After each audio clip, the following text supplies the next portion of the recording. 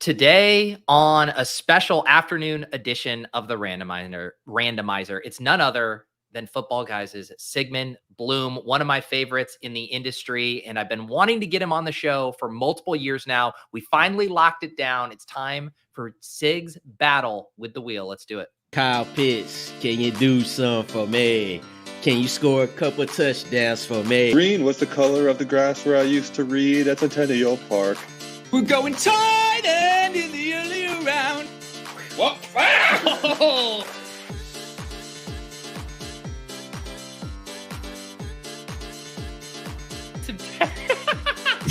We have to resize. Mom, okay, don't say anything weird. Welcome to the Randomizer. Pete, take it away. All right, we got Sig rocking the bucket hat and the tank top. You are ready to go for the Randomizer. Yeah. It's just a day at the beach, right? That's right. It's funny because I've now done multiple shows where my guest has put on a tank top in homage to me because I generally wear tanks. And both times I'm the one wearing the longer sleeves. I feel like I messed this up.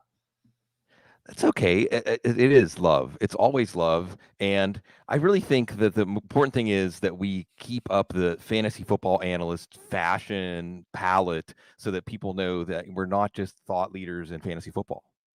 Exactly. And for people who might be new around here, this is what is about to happen. We are about to hop in a private league. Do not worry. This isn't in Best Ball Mania. We're not messing up the contest with our crazy picks here. And we are going to spin a wheel before every one of our 18 selections. And there are going to be prompts. Some of them are going to be challenges, things that Sig has to accomplish, maybe a trivia question. If he succeeds, he gets to pick whoever he wants. He can build as good of a team as possible. If he fails, sometimes there are punishments. You have to draft suboptimal players. You get weird builds, all kinds of stuff. So if you guys want to be in this draft, I always tip it off to the people in the Discord first. And if there's any spots remaining, I will open it up to the chat as well. But Sig, what is your knowledge base of what happens here at the Randomizer? Are you ready for what we're about to undertake? Well, my knowledge base is limited, minimal, although I'm aware of it. But I think that makes me more ready, honestly. I think to be ready for this, you should be not ready. That is well said. You can't plan for the Randomizer. I know in your mentions, you probably saw some of the prompts. So sometimes maybe the wheels can get turning, but hey, don't get too comfortable. We got a Randomizer's writer room. We get a lot of prompts submitted via form. So we got some tricks up our sleeve for you today. Ready.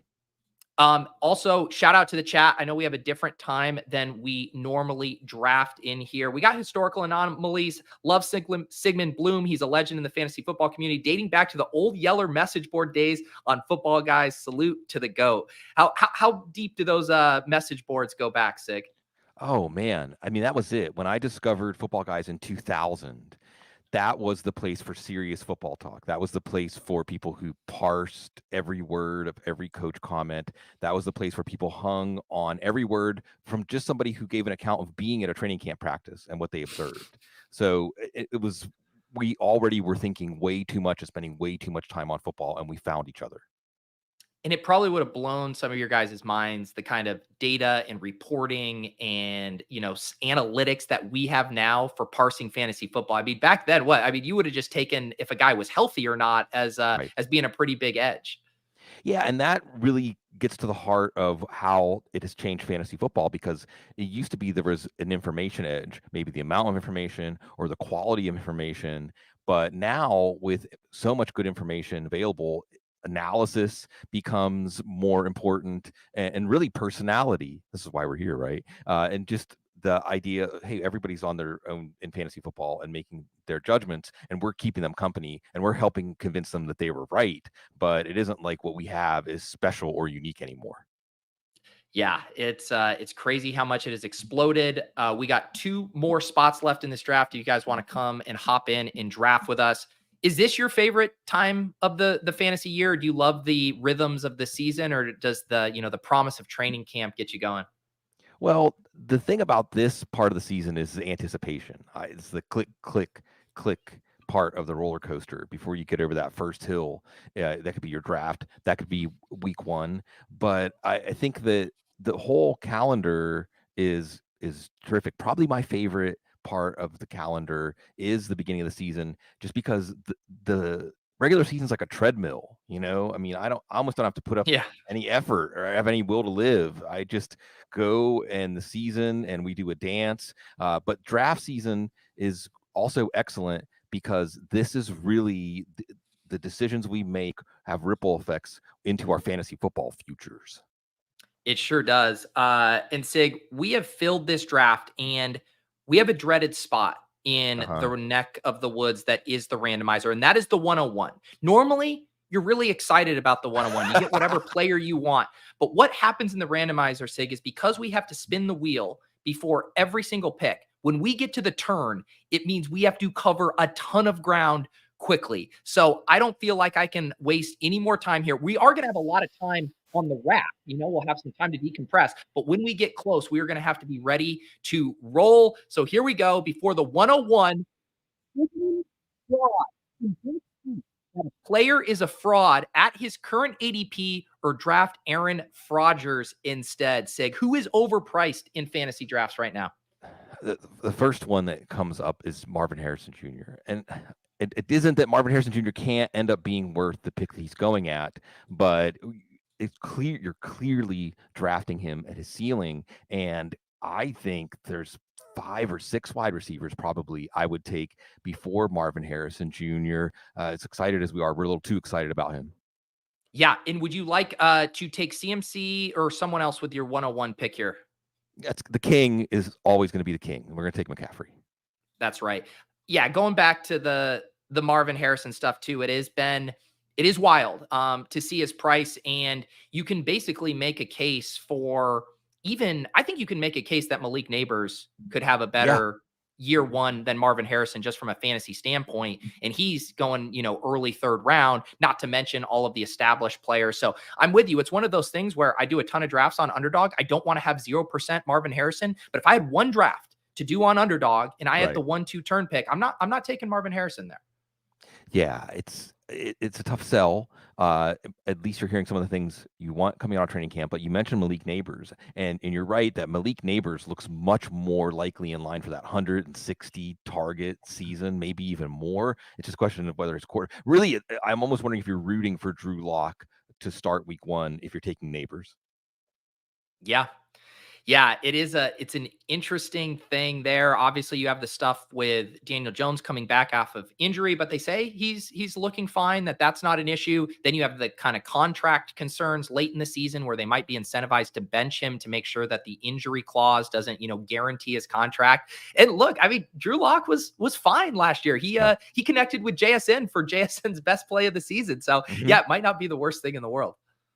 Yeah, and there's just that air of disappointment.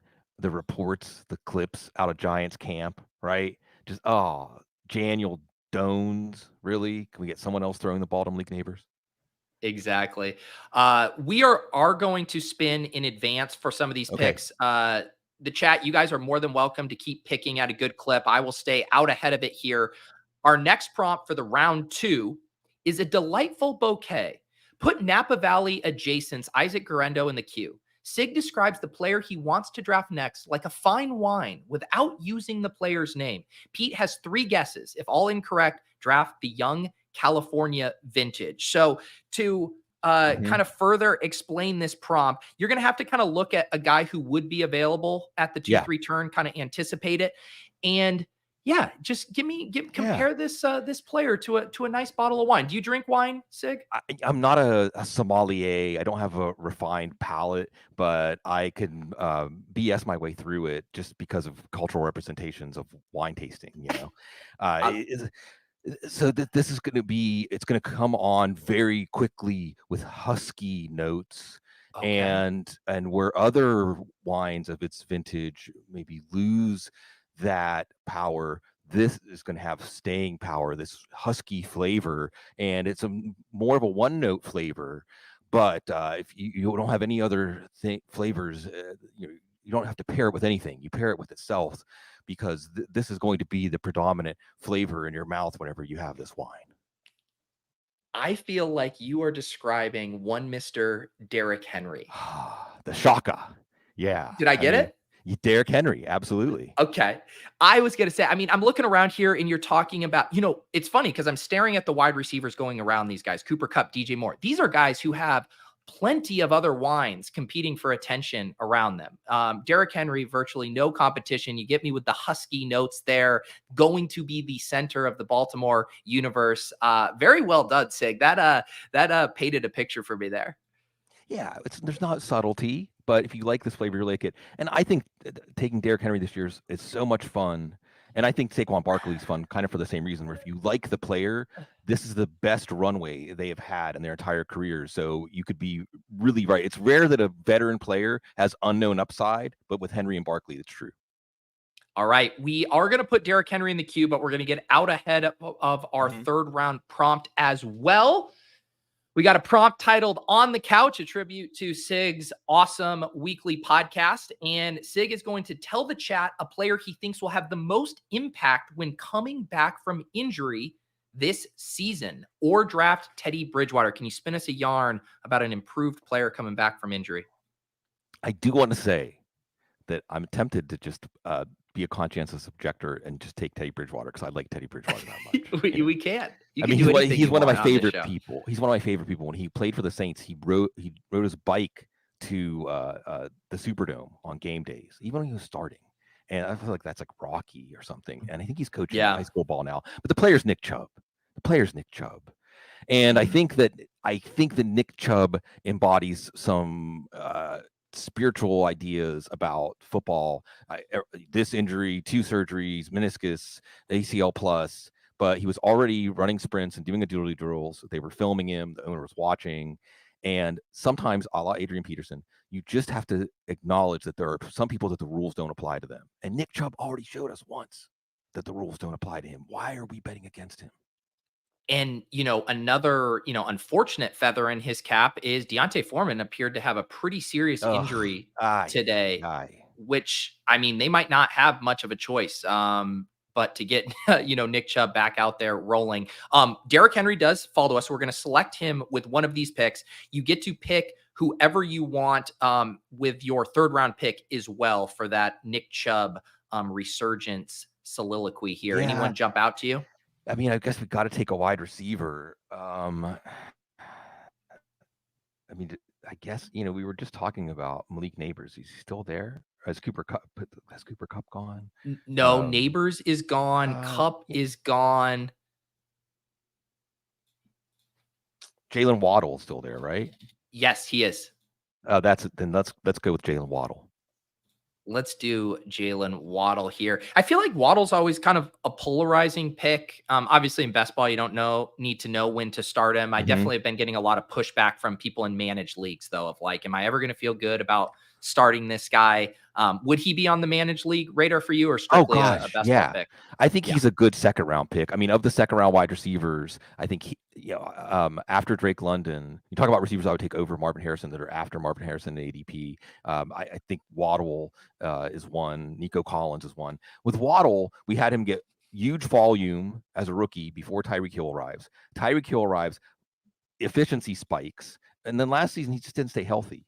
But I do think that you could get a multiplier effect. Like every draft should have at least 1 or 2 Miami Dolphins, because this could be a multiplier offense with Mike McDaniel, with Tua, Tyreek Hill, and how that opens up. You had Jonnu Smith, and you have also a defense that is really thin up front and could get into some shootouts. I mean, we could see some 45-41 kind of games out of this team. It's so true. I mean, sometimes fantasy, it requires projection. There's lots of variables changing. The Atlanta Falcons offense is going to look completely different than it did last year. There is so much continuity with this Dolphins team. They basically want to do what they did last year, but, slightly better. And we know how that looks. And it involves one running back and one of their wide receivers going nuclear every game. And you want to mix and match those guys as much as possible. Yeah, and we know that Mike McDaniel is not going to rest. In the NFL, when you're standing still, you're falling behind. You can't just do what you did last year. Ask Greg Roman, ask Lamar Jackson. You can't just do what you did last year and expect it to work. And we know that Mike McDaniel is tackling that head on. And I think getting Jonnu Smith is part of how he's going to give defenses different looks than they've had to defend and keep them on their heels. All right, this next prompt is kind of akin to the red wine prompt. This is the life is like a box of chocolates prompt. I'm going to ask the chat for a player. You guys give me any player in the league. I'm going to ask ChatGPT for a person, place, or thing.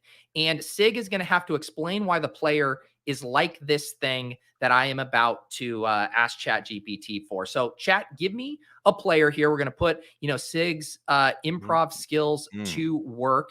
And then we'll get rolling here, and we can let your beautiful mind make some fun connections for this next prompt. All right, the first one I saw here, Rams buzzy wide receiver Jordan Whittington. ChatGPT, give me person, place, or thing I'm asking for, and it says, how about the Colosseum in Rome? So Jordan Whittington, Sig, is like the Colosseum in Rome. Wow. The Colosseum in Rome and Jordan Whittington. At the very least, the visual pattern of HITTI kind of evokes the columns of the Colosseum. Yeah. I suppose, wow. Even though there's size that may overwhelm the picture, it's actually more of the subtlety in some of the details in Jordan Whittington in the Colosseum that maybe is the reason we should be interested. Wow. Going to battle, you got these lions in there, right? The Cooper Cups, the Puka Nakuas. You were going into the Colosseum to carve out your space, your place in Los Angeles Rams society. Right. And I think Coliseum probably was versatile. I don't know if they had as many different kinds of events as like the swimming arena in the Olympics has lately, but Jordan Whittington's versatility can do a lot of different things. And I think that's the best I can do. Wow, the Coliseum. I mean, I like the idea though that we're spending a little bit of time thinking about the wonders of the ancient world. And I think I'm going to use this as a moment, a PSA, to say we have been, I think, taught that we're the pinnacle of evolution or the pinnacle of human thought, and any look at cultures that came before us should dispel that notion right away. And look, what do they say? Rome wasn't built in a day. The Rams passing game wasn't built in a day. Brick by brick. Puka last year. Jordan Whittington this year. Yeah. All right, let's get our prompt in advance here for the 5th round here. Old school fantasy. Sig tells the chat something about how fantasy football used to be. Like in the days where you used to walk home from school uphill in the snow both ways. Otherwise, we got to draft a player 30 plus. What is something from old school fantasy that some of these young guns might not even understand or be able to wrap their head around? The magazines mattered. I mean, we cared about the magazines. We carried them around with us. We read every word of the magazines. We argued over which magazine was the best magazine. We would all take stands for our favorites, and we even used it to strategize our opponents. Okay, well, you're a fantasy index guy, so that means you're probably going to take Tatum Bell a lot. If I want him, I'm going to have to take, and you're, what I'm saying, I'm going to have to take a round ahead of you. So you even would use which magazine someone had as a way to try to get a drop on what their strategy is. So fantasy football magazines, even though now we think of how stale the information gets and how, you've lost everything. And maybe what that stands for in some ways, Pete, is some percentage of what we adjust to over this next month or two is going to get us off the trail. And that's always the battle inside of us in fantasy football, where you start with your priors and then you get new information, and there's no one size fits all way to make that decision. Sometimes it's right to just, it's confirmation bias. That's okay. Sometimes it's right to change your mind. And with magazines, there wasn't a lot to change your mind from because we didn't learn that much. Sig, you get to make your picks here at the 4-5 turn. We got a bunch of the tight ends available here. McBride, Andrews, Kincaid, ETN, Kirk. What names jump out to you? I think that you got to get a tight end here. So I would probably lean towards Andrews, but I love Isaiah Likely, and I'm going to take him later probably if I can. So let's go with McBride.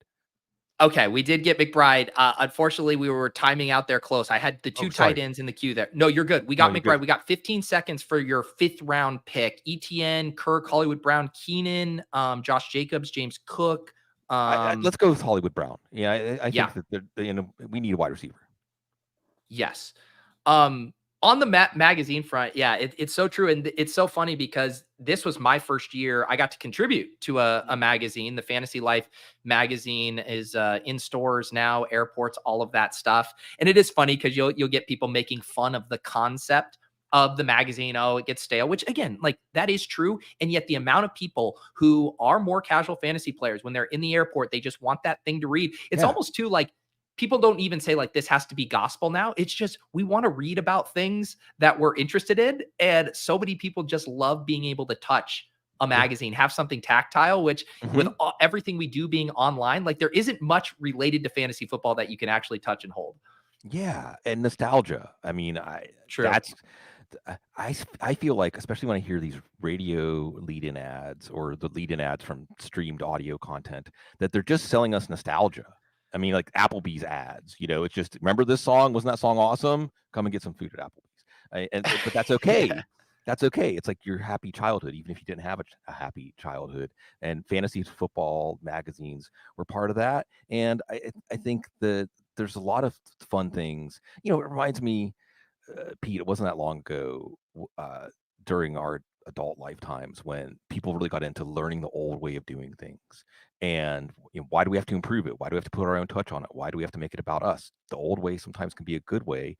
And in this case, the other thing I'll say is it was a big deal when you saw your print name in a magazine. Yeah. Big deal back then. The first time your name was in a magazine because you contributed to something, it felt like a really, really big deal.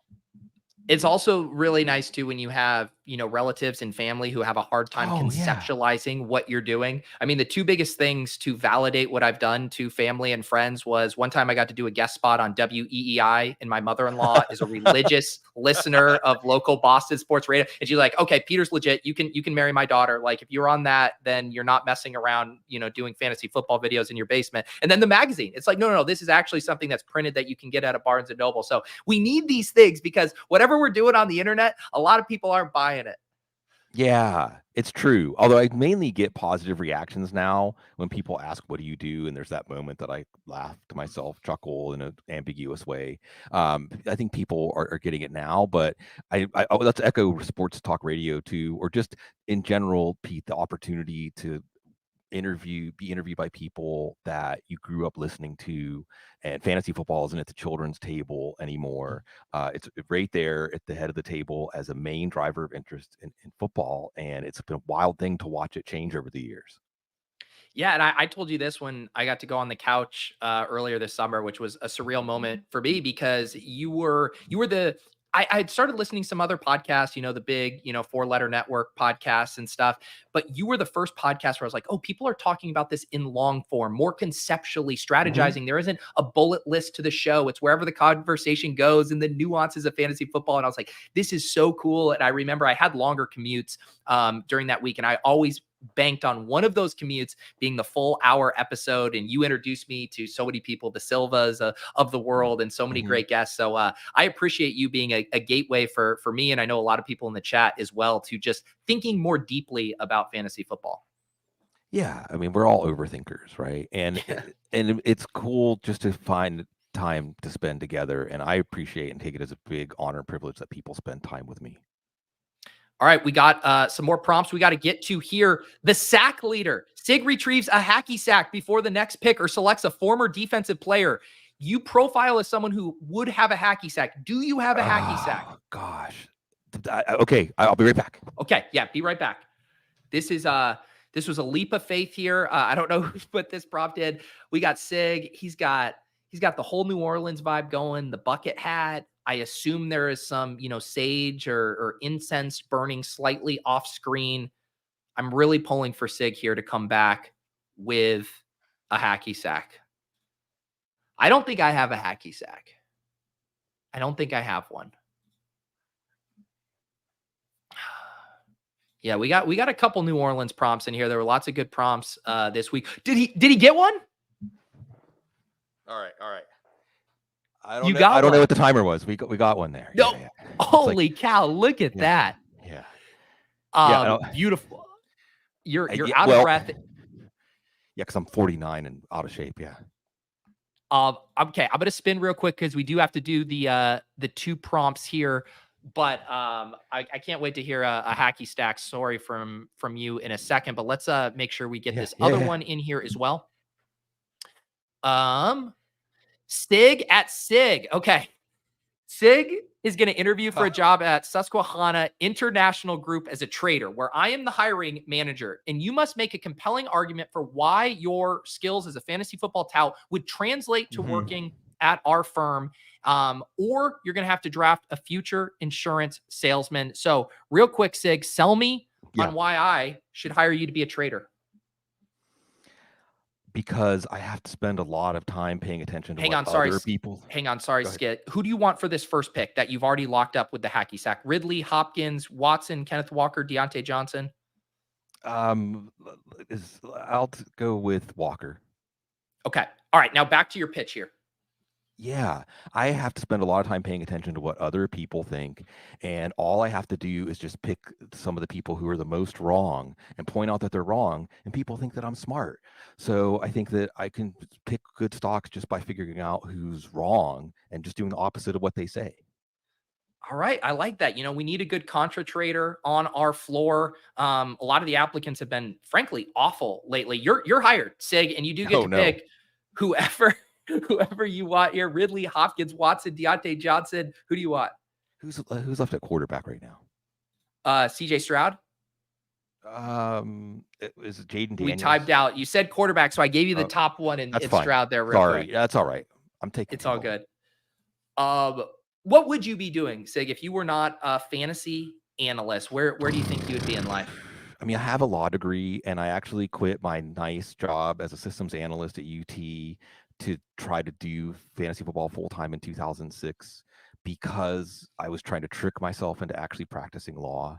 So, and when I was younger and wanted to start the revolution, I thought I was going to take the sword and shield and go to fight for all the underdogs, all the oppressed people, all those people that are suffering under the heel of the system. And then I went to law school and I learned the game was fixed, which broke my spirit. And I mean, I was kind of a selfish coward, but now I realize that because the game was fixed, it shouldn't have broke my spirit. It should have made me that much more intent on getting the sword and shield. So you never know. There's still time. Wait, when you said you were trying to trick yourself into getting the law, was the thought being like, I will fail at this fantasy football thing and then I'll have no other choice? In 2007, there was no way to think you could have a full-time job. I mean, there weren't even full-time jobs. Yeah. I mean, and the rest of them were on the .com boom entrepreneurs who were still around, but no, there weren't jobs. There weren't job postings. So that I tricked myself, but the joke was on me. Does it still, all these years later, do you have these, pinch yourself moments that this is what you get to do? Oh my gosh. Really like living the dream. I feel like I the way I like to put it is I feel like I'm getting away with something, Yeah. And what the part that I didn't expect is that so many people have been so kind to talk about the importance of it because I'm neurotic and I think, well, I should have done something real. I should have done something. My wife, the love of my life, she's a speech therapist. She helps people heal. She helps babies like grow. And people have told me like, no, this is more essential than you think. And that we hang out with people and that we're there and that we're a presence in their life, I think has a lot more value than we realize. For sure. Yeah. No, I struggle with that one too. I think, anyone probably in this space at some point you have to question, it's like so much of what we're doing could be incredibly silly, but then you do hear lots of positive stories, people saying, hey, this is a very helpful distraction. It's really gotten me through some tough times. And it's always nice to get those to be like, okay, no, there is an entertainment element here that we're providing. And you have been one of the best at it over the years. All right, Sig, we are going to spin here again. I'll recap your team in a second as well. You got a pretty good team here as you navigate these prompts. And this one sounds lovely here. Sig MR. Discuss the next pick in ASMR. That's it. That's the prompt. Fantasy football is about balance. Yeah.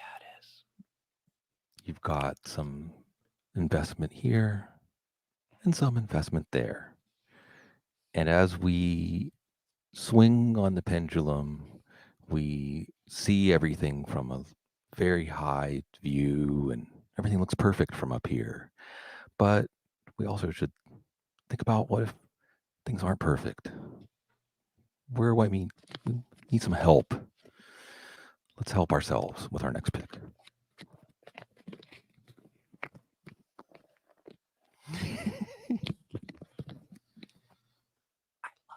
Idea, Sig. Yeah. I want to recap your team here. Mm-hmm. You have CJ Stroud at quarterback, and Christian McCaffrey, Derrick Henry, and Kenneth Walker. I have to say that's a very testosterone running back room. You have Jalen Waddle, Hollywood Brown, and Trey McBride at tight end. How do you feel about this team so far?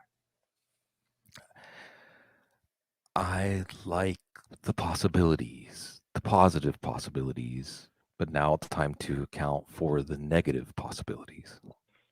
Okay, as we transition here between this ASMR prompt, we are going to spin the wheel for the next prompt. Okay, I think we succeeded. Yeah. What I've learned today is I don't want to do a 60-minute ASMR show. No. I think about one round is enough. Yeah. Okay, this prompt was on the wheel twice, so we are going to run it back. Let's get another suggestion from the chat. Good. This player is like Sig's gonna. The last one we had was the Jordan Whittington is like the Roman Colosseum. Give me another player, chat, and we will get this one rolling. Sig is going to get to pick whoever he wants in the 8th round for the ASMR. What is the player? We got Aaron Rodgers is the first one I got. I am going to ask ChatGPT for another one. Let's see what they give me. Aaron Rodgers is like a giant panda. This is a beloved and distinctive animal known for its black and white coat. Why is Aaron Rodgers like a beloved panda, Sig? Aaron Rodgers is like a beloved panda because he's instantly recognizable, and there are images of him that may give you a good feeling or admire him or may want to be around him. But if you were ever actually close to him, you would probably run away. You would probably be very scared, and you realize that it's good that it's just something that's represented. Sig. I hate to interrupt you real quick. Who do you want? You want Cortland Sutton, Palmer, Lockett, Shaheed, Dobbs for a receiver? How about Brandon Cooks? Did I get him? Yes. I got him. Okay. All right. Keep going on the panda while also telling me who you would like if you nail this panda description. Yeah. Well, let's take Dak Prescott and pair those guys up. More on the panda comp. Also, Aaron Rodgers, everything's black and white, and life isn't that simple. I like that. Also like a panda, an endangered species. You don't see them out in the wild too much. We don't see Aaron Rodgers at training camp and preseason games. I'm starting to wonder if he exists at this point. Right. Yeah, he's a construct, and I think he would probably be one of the first to ponder that topic and expand on it. Yes. Also circling back, shout out to everyone in the chat. Tyler talking about the benefits of fantasy content without this space and these fine folks. I'd struggled a lot more mentally during the hard times the past few years. Love to hear that. Appreciate all of you guys who hang out in the chat, who support these shows. I don't think, it goes both ways too. I don't think they often realize what a wind in our sales that they provide too. When you're like, should we keep doing this? Another day of doing this or whatever. Yeah, it's absolutely no. It gives me a reason. I mentioned that how during this football season you don't have to have a will to live. It just gives you this will, and I think the audience does that. And it's absolutely if anything, Pete, it's amplified, it's multiplied what comes back to us, because we're getting to do, as we were alluding to, something that's self-indulgent anyway. Like, we want attention. I don't want to speak for you. I want attention. And I get to do as my job something that fulfills some of my mental health needs, or otherwise my vanity. I could makes me feel good about myself, at least give me the illusion that someone's listening to me as I prattle on.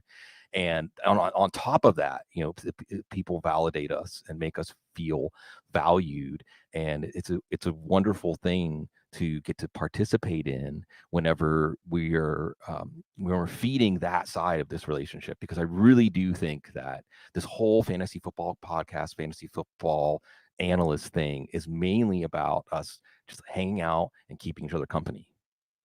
For sure. That is probably the best summary of it. Hanging out and keeping each other company.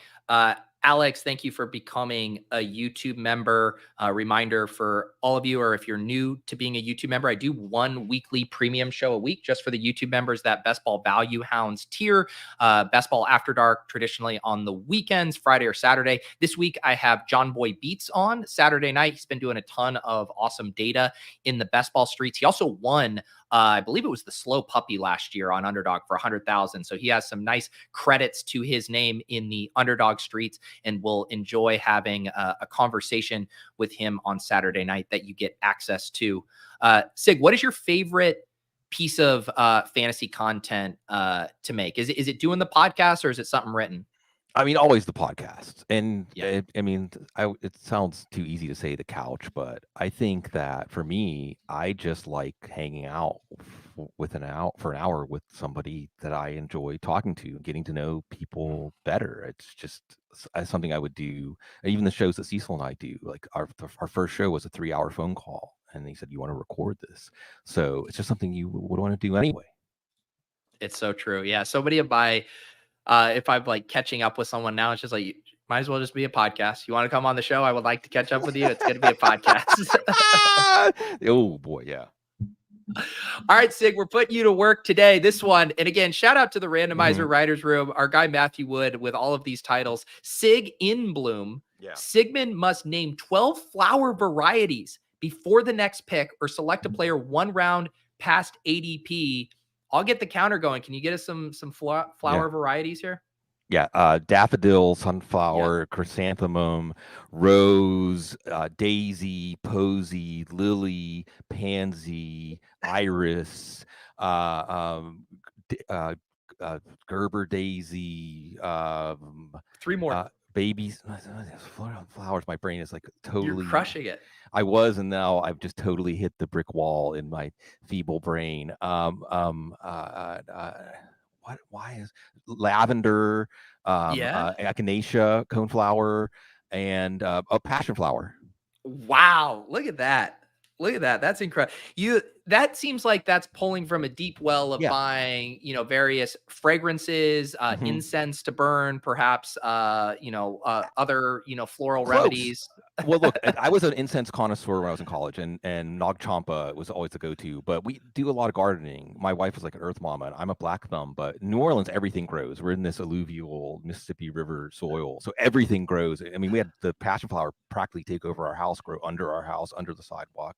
So we have a lot of beautiful flowers in our yard. All right, John's trying to check our work on here. Yeah. Let me see. Let's see. Passion flower. John, come on, buddy. And they're one of the coolest looking flowers, right? So we had a vine. John.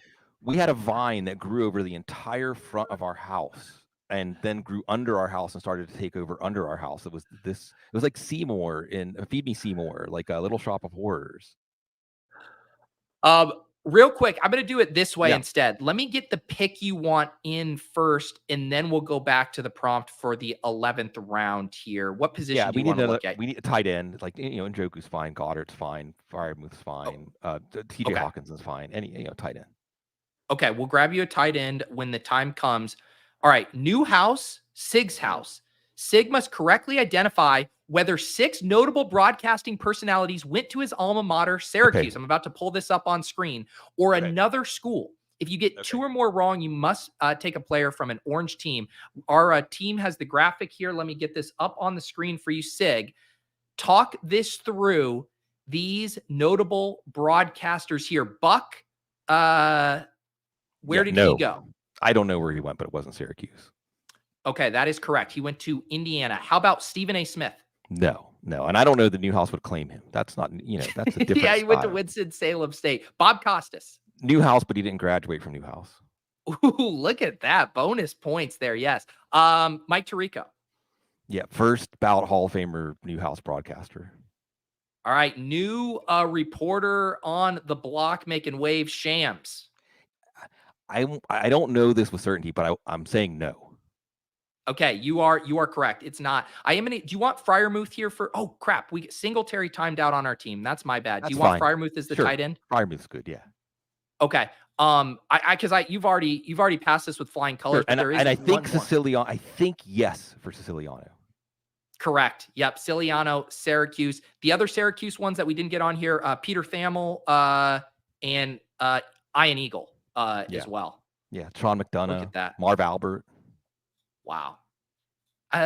Incredible. I mean, even my guy Matthew Berry, as well at Syracuse. Apparently, that's the place to go if you want to get into broadcasting. That's what I'm told. That was it. I remember they told us 7 were rejected for every one of you that are here. I dropped out of broadcast journalism a year and a half in because I didn't want to unlearn to write and speak in my own voice. And it was a lot of work that wasn't broadcasting or writing. And it was terrible pay, and you're probably gonna have to live somewhere you didn't want to live. And I liked philosophy and policy studies. And that's when I started my Start the Revolution degree program. But yeah, I'm a Newhouse dropout like Bob Costas. I mean, isn't that funny? Like how life works, and now it's like your primary thing you do is as a broadcaster, right? Because the internet democratized media. The idea was you had to work your way up through this system, this meat grinder of a system, and maybe you would get a chance to vie for the job that you were wanting. And the internet came along because we didn't vote for Marv Albert or whoever, that was just.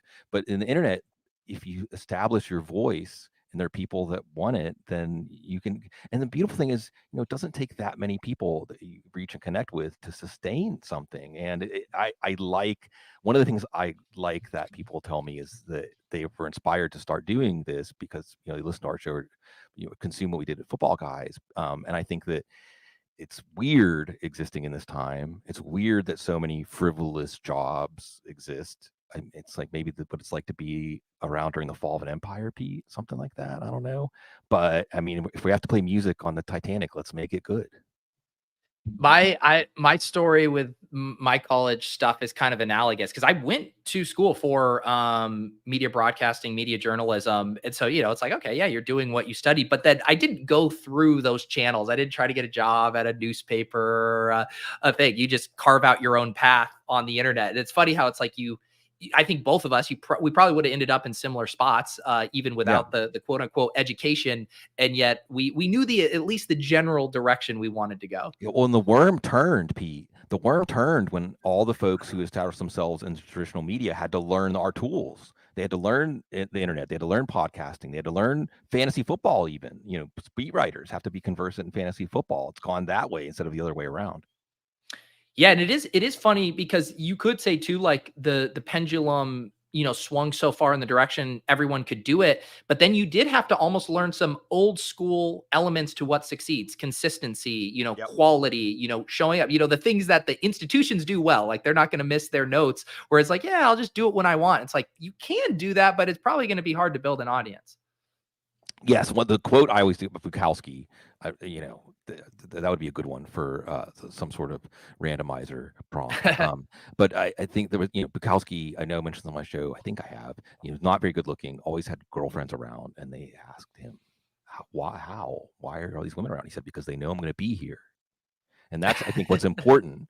And you do it, Pete, you might be doing the best job of this of anybody with the number of shows you do and the energy you bring and the enthusiasm you bring and the presence you bring. And it's that presence and that consistency, I think, that it is the most important thing. I got someone in the chat clamoring. He wants a show with you, Reeves, and Adam Harstad doing a high IQ round table. Give him a number. It sounds like he's willing to pay. Oh, yeah, I'll do it for free, but I'll get Reeves and Harstad's number. Adam Harstad is, and Reeves, I think, was like a big bang of a lot of analytics thinking and stuff like that. But Adam Harstad, along with David Dodds, are like intimidatingly intelligent. Yes, I have read a lot of his stuff over the years and challenged the way I think about various fantasy concepts. This prompt is so funny because Sig already had the bucket hat. I was not expecting him to necessarily be wearing it. Sig and Pete must retrieve and wear bucket hats for the next pick. Otherwise, select Bucky Irving. Let me go find my bucket hat. And I'll say here for Team Bucket Hat that. I mean, I think it was one of the Bennett brothers that said his look was it asked making people wonder: is he homeless or is he a millionaire? And I think that's what bucket hats really. One of the Bennett brothers said that was his style, making people ask: is he homeless or is he a millionaire? And I think bucket hats kind of stand for that. It's like I don't really care, and that's a good style. The cool starts with I don't really care. What is on your hat, Sig? This is Anderson .Paak, which and all of Anderson .Paak's albums are like beach, Southern California beach towns, and it actually has, because I'm a kook, my surfboard rubbed off, not mine because I was carrying it down for the actual surfers in my family when we were down at the beach in California. So it's got some California vibes. All right, my bucket hat is not something you seem to be aligned with in this draft. It says I love wide receiver. You haven't been loving wide receivers at this draft, Sig. Yeah, well, it was a little scattered, but I do think wide receiver in best ball is the easiest one to just improvise, make it up as you go at the end, and probably still get a few scoreable games.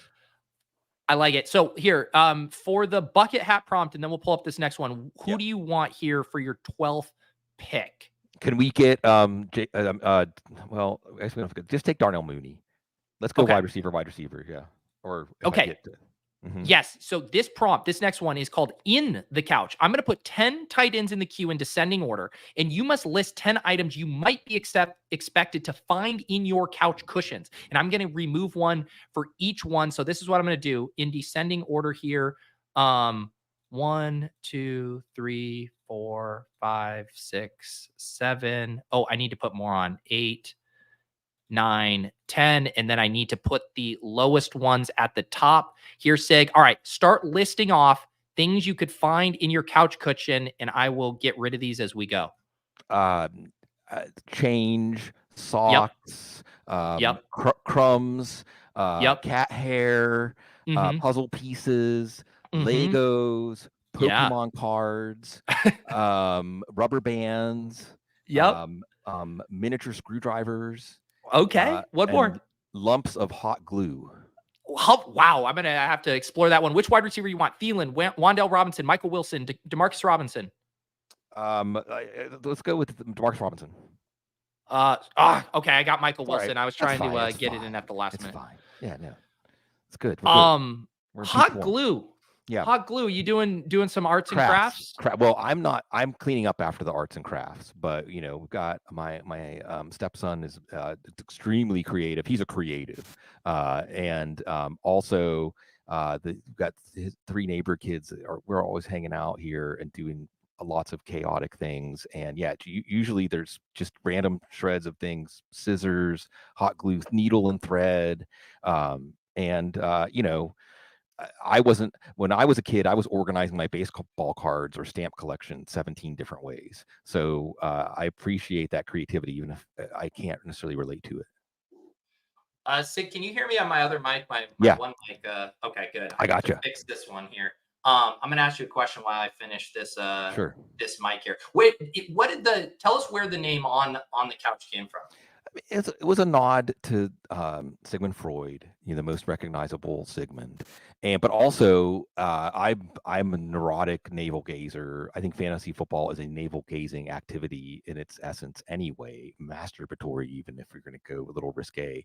And I think that that psychological layer of fantasy football is where one of the places I like to dwell or look around and describe and discuss what I see. So it just made it really easy. And then it eventually, the concept grew into the name where first I had 2 guests on. We would do things like word association, kind of like the thing we were doing with ChatGPT. But then it became just sitting down for an hour with somebody and talking about fantasy football, but not with any kind of preset itinerary, so that we would get to know each other more. And I think Matthew Berry actually probably had the most on the couch episode of On the Couch, and he was like in a back room when he was still at ESPN, and a lot of the episode he was just venting and unburdening himself about like how it is to be Matthew Berry. Wow. What was that? What year was that? It couldn't have been more than like 3, 4, 5 years ago. It was pretty recent. I mean, it was in the latter days at ESPN. Yeah, that's incredible. Let's see here. I'm going to recap the team. We got CJ Stroud and Dak Prescott at quarterback. We got Christian McCaffrey, Derrick Henry, Kenneth Walker, and Devin Singletary. Wide receiver Jalen Waddle, Hollywood Brown, Brandon Cooks, Darnell Mooney, Michael Wilson. Tight end Trey McBride, Pat Fryermuth. Who is your favorite click in fantasy drafts right now? Could be a sleeper, can be an early round guy. Who gives you the warm fuzzies? I'm starting to really come along to taking Cooper Kupp like in the late second round. You know, Okay. like I feel like we've gotten enough clearance, enough feedback from really trusted people like Charles Robinson that last year was the blip. Last year was the blip. I think in general, the injury discount, the injury uncertainty for whatever reason this year, we're all hurt, we're all scarred, but the injury discount has gone too far on so many players. And instead of injury uncertainty, Pete, it's almost like players' values reflect some sort of certainty that they're going to get hurt. Like Raheem Mostert is another one that comes to mind. And I think that's an easy way to make money in fantasy. And Cooper Kupp, if we just assume last year was a blip and he had heightened injury risk, then he's like a early second round pick, maybe a late first round pick. So I'm ready to take him in the late second. Jordan Whittington might be the Coliseum, but Cooper Kupp is still the emperor, is what I'm hearing. Yeah. Well, and it also, remember the Rams, I mean, this is a multiplier level pass offense. Matthew Stafford's happy. Sean McVay. I mean, this is a good offense to invest in your fantasy league. All right. We are rolling into the final rounds here. Bowl, Sig, Null.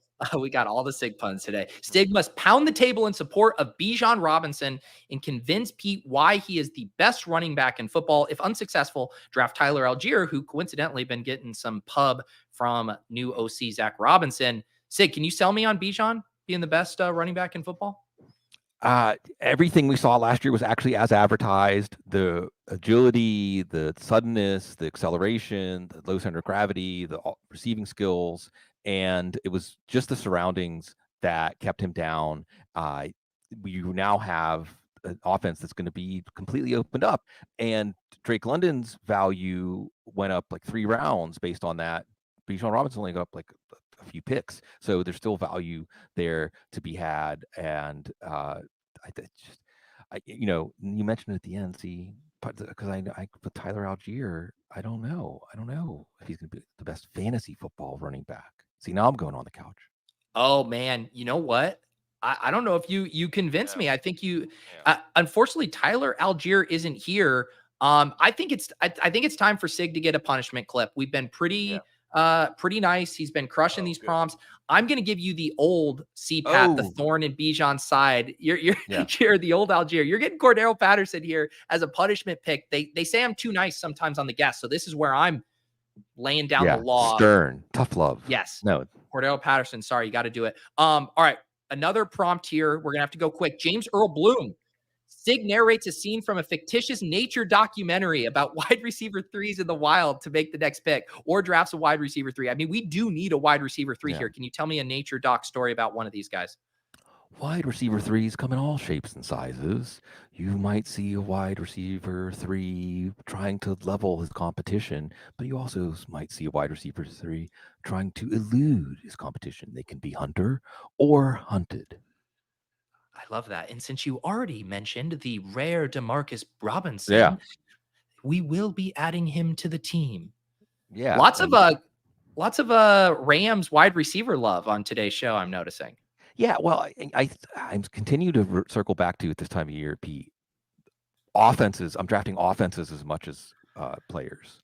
And I wouldn't put the Rams quite in that Detroit, Miami, Kansas City, Baltimore tier. I mean, there are some offenses that I'm toying with writing up an article of like how drafting a team like just from like 6 or 8 offenses. Just pick the 6 or 8 offenses you like the most, and can you draft a team just based on ADP from those offenses? And the Rams are in just that next tier. And honestly, there's not a player on the Rams that I think is a bad pick at ADP, which tells me I'll step back and I'll make a larger proposition out of this, Pete. I think that I mentioned injury discount. I think that one of the other biggest arbitrage opportunities in fantasy football is collective underestimation of an offense, just how big the pie is going to be for an offense. That you can look back and see oftentimes some of the biggest hits in fantasy football aren't necessarily things that are centered on the player or the player situation specifically, but that the offense took a big step forward and the player just rode that rising tide wave. So yeah, the Rams, I mean, there's your prompt, like Blake Corum, I'm fine with him. Kyron Williams, actually probably a preferred pick. Matthew Stafford, he's so cheap. How can you say Marcus Robinson, he's so cheap. Puka Nacua can take another step too. Puka Nacua can do a Justin Jefferson thing and be even better than a historic rookie season. In fact, we should probably expect that. So they're all good picks. Do you have any love? One thing because I've been, I grabbed even just on a stream the other day, I grabbed a really cheap Matthew Stafford. He fell to like 180. And I'm sitting here and I kind of needed a tight end. And I'm like, can I talk myself into any of the Rams tight ends? Have you been able to talk yourself into them? I'm open to Colby Parkinson just because they paid him and because he is more receiving tight end than blocking tight end. But Davis Allen, who I thought was more blocking tight end than receiving tight end, actually popped a little bit when Tyler Higbee went out. So, and the other thing is, maybe to talk yourself into a Rams tight end is this buzz that maybe they're going to have some more 2 tight end sets this year. I think they're one of the lowest in the league, but I think that it's tough mainly because late round at tight end is actually pretty rich, pretty fertile with good options. Interesting. I feel like that's a contrarian take, that there's a lot of good options. Who are some of your late favorites? Yeah, well, I mean, we just saw Johnny Smith go. I mean, in my opinion, he should be going to that. Isaiah Likely, I think, is a good one. Noah Fant is a good one. I had my rankings up here. As I stepped through, Hunter Henry, I think just went. That's a good one. Now, when I say late round, I mean like 14th, 15th round or later. Yeah. I think that there's plenty of opportunity for these tight ends to finish. Johnny Smith's by far my favorite, though. Johnny Smith's a guy that I would be willing to take 2 or 3 rounds ahead of ADP, especially if you wait at tight end, simply because Mike McDaniel is telling us, I mean, he's saying, hey, just because I haven't used the tight end before, don't assume that's what's going to happen. And when you project Johnny Smith in this offense that opens up so much space, and Mike McDaniel specifically said, run after catch. That's what's exciting. Run after catch. So if you're putting Johnny Smith in situations where if he can break the first tackle or outrun the first guy, this happened for Atlanta a few times last year in a terrible offense. What can he do in a good offense? And I'd like to do the Zen Koan thing of Johnny Smith was holding Kyle Pitts back, but what if Kyle Pitts was holding Johnny Smith back? Yeah, I think it's a good point. I need to be more open to him specifically too. Like, I mean, I was drafted some Braxton Berrios last year being like another weapon has to emerge in this offense, right? Jonnu by far kind of the best third weapon they've had there yet. Assumption of irrational coaching, one of my favorite Sigisms here. Sig and Pete identify the NFL coach who they most assume will behave in an irrational way this year, and then we draft a player from that coach's team. Who's on your Mount Rushmore of irrational coaches? Whew, man. I'm not, there's not anybody. I feel like a lot of these guys have gotten fired at this point. I'm trying to think of somebody who jumps to mind right away as somebody who's, I think there are coaches that like we can talk about the irrationality of their decisions in front of. I mean, I guess the coach that is most likely to do something irrational, it doesn't necessarily mean something that I would criticize him for, is probably Jim Harbaugh, just because Jim Harbaugh I love the way that Jim Harbaugh is like flowery and philosophical, and he'll talk about whatever he wants to talk about in front of the media. So it might seem irrational because he's going to answer the questions the way he wants to and say what he wants to say. Like maybe what's irrational about him is I don't think he feels accountable to the media. Yeah. The chat wanting a Dennis Allen mention who has been given some pretty tough pressers lately as well, which is a good one. I'm with you. I think Harbaugh is going to be stubborn, right? He is going to have his vision. There are going to be spots where it's like, it is 3rd and 10. You should probably throw the ball and he's going to want to run. So I do think, pegging him as someone who's going to be irrational is a good one. But now we have to draft a player from his team. DJ Chark, Brendan Rice, a rookie, Hayden Hurst. That's all that's left here from the Chargers. Who should we do? Let's go with one of those tight ends. Will Dissly, since he's the best blocker, he'll be out there the most. All right, we're going to put Dissly in the queue here. We got to move quickly here for our 17th round pick. See what our prompt is. Let's move. Let's go, wheel.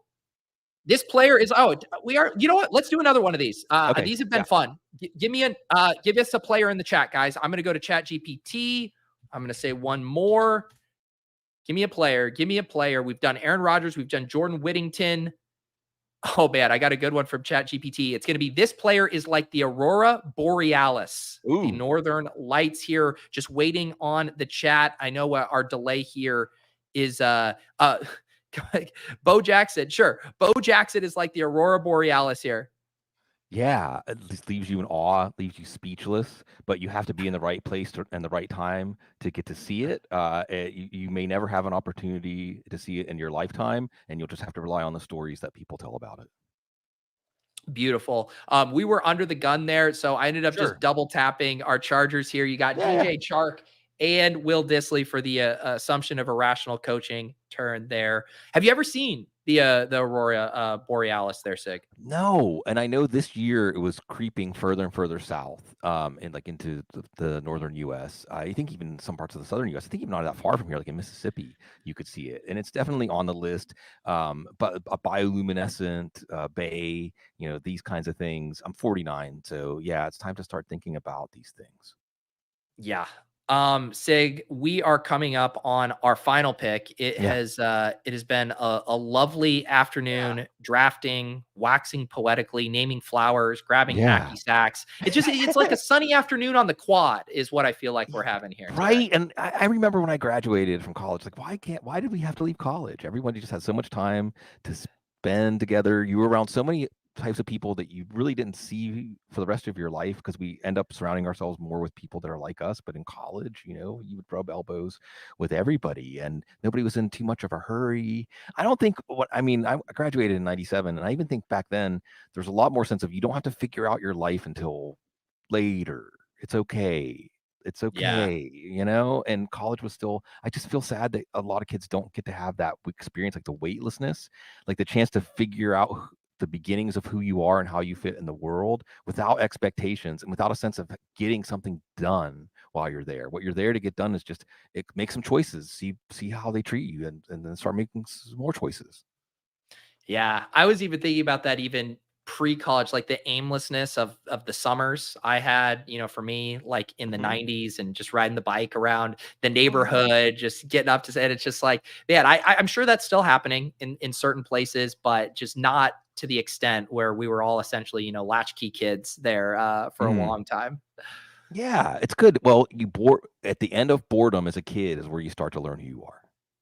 It's true. All right. Our final prompt here for Sig. He has had a valiant battle with the randomizer. We had a couple timeouts because we were having too much fun talking. I did have to punish him with a Cordell Patterson selection, but now we will get a final one. This one comes from Twitter here. This is Bill on Twitter. Deadhead, list every track from Grateful Dead's American Beauty in the correct order, or gratefully draft former Steelers first round pick Kenny Pickett. I have this answer sheet pulled up. Is this something in your wheelhouse here? No. Oh no. Okay. It's okay. I mean, it should be, right? I mean, it's an all-time classic album. It's like Truckin', the last track on it, maybe. But no, because by the time I was listening to Grateful Dead, I listened to bootlegs. I was listening to shows. To tell me, ask me the set list of like the Barton Hall May 1977 show. Ask me that, like a set list of a famous show. I probably could come in there. But I think it's good. Everyone should listen to Working Man's Dead. Everyone should listen to American Beauty. And yes, it's okay to have to take Kenny Pickett, even though I think that, as a Steelers fan, it's like, well, hey, man, if you don't, what did Mike Tomlin say? Volunteers, not hostages. You're free. You're free, Kenny.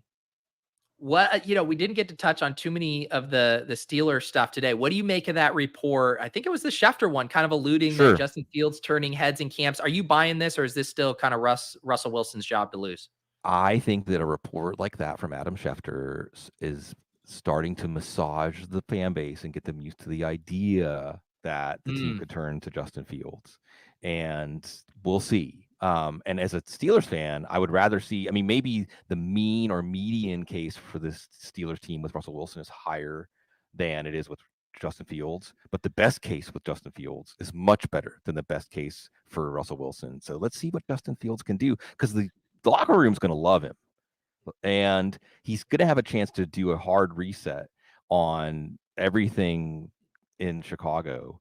Now, the Steelers fans will probably only give him like 3 or 4 games before they turn on him. So it better be good quickly. So for that reason, I would say maybe wait until you feel like he's ready, pick an easier part of the schedule. But I hope that we get to see him start at some point this year. Yeah, I like your theory there too, because, when the team signed Russell Wilson, they were like very adamant. This is our guy. Even after getting Fields, they were very adamant.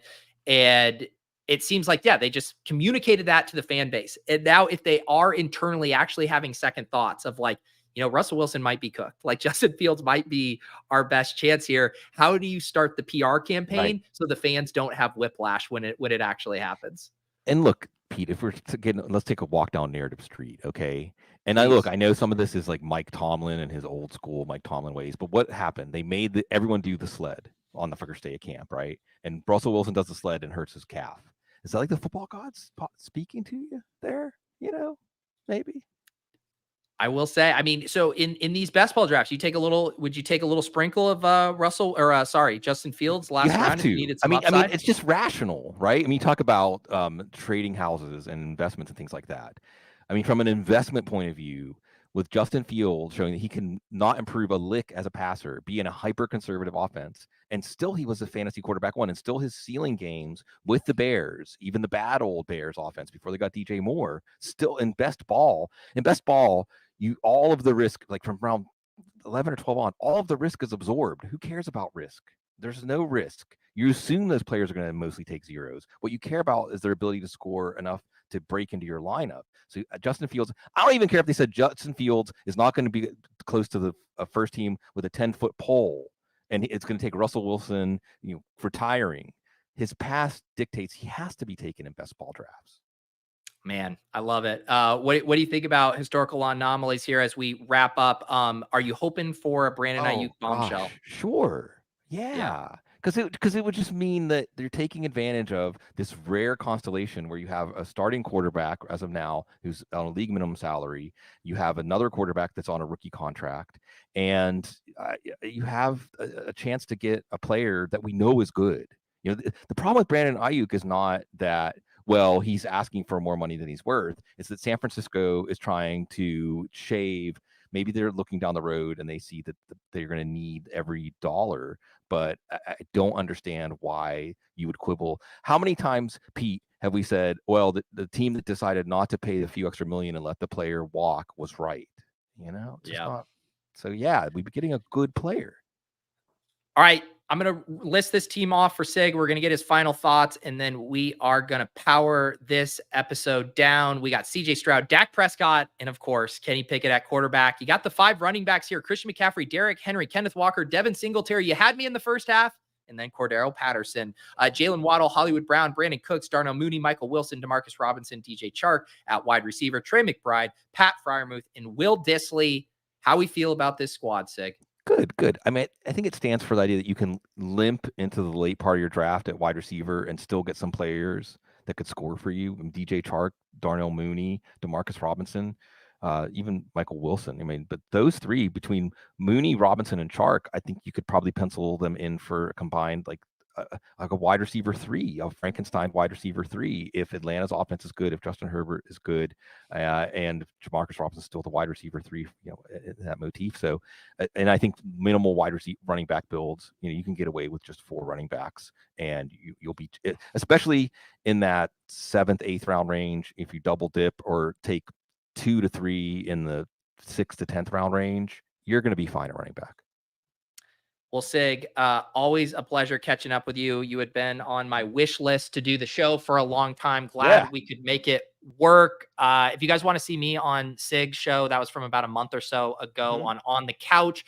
Obviously, all your stuff at Football Guys. Anything else that people need to check out over there at FBG?